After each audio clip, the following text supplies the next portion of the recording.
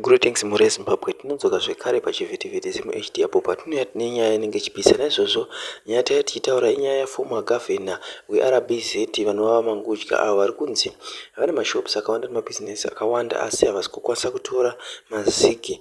Naizvozvo mhuri Zimbabwe, vanhu macitizens vari mudzimba mumarokesheni machii kunyanya Mbare, kuwadzana, Highfield kwese uku kunana DZ, kuti uonekwa uchiramba zigi unenge uchitosungwa. Ko Mangudya ngavamusunge nekuti pana pari kunzi the following businesses are owned by the former governor of RBZ Mangudya.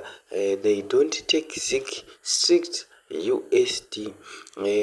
Panma biscuits in Goromonzi kutorwa ma-US, panama bakery in Usape kuri kutorwa ma-US dollars, panama Sano roller mill in Goromonzi ma-US chete, Mene development company yema-trucks in Ruwa ma-US, Sano energy service ma-US chete muri Zimbabwe. So Mangudya uyu ngavamusungika nekuti vanomanikidza macitizens kuti vange vachitora mari yavasingatrust vega vega. Iye Mangudya ndiye umwewo wekubhengi ikoko, ende umwewo former wehurumende. Saka mazigi anomarambirei kana iva munhu angagwa nemapurisa ake vanosungira macitizens kuti ngavashandise mazigi acho iva pachava vasi kumatrusta, nekuti ukatrasta passport office iri kutonzi ine mashezi nevamwe vanhu vakafanana naivava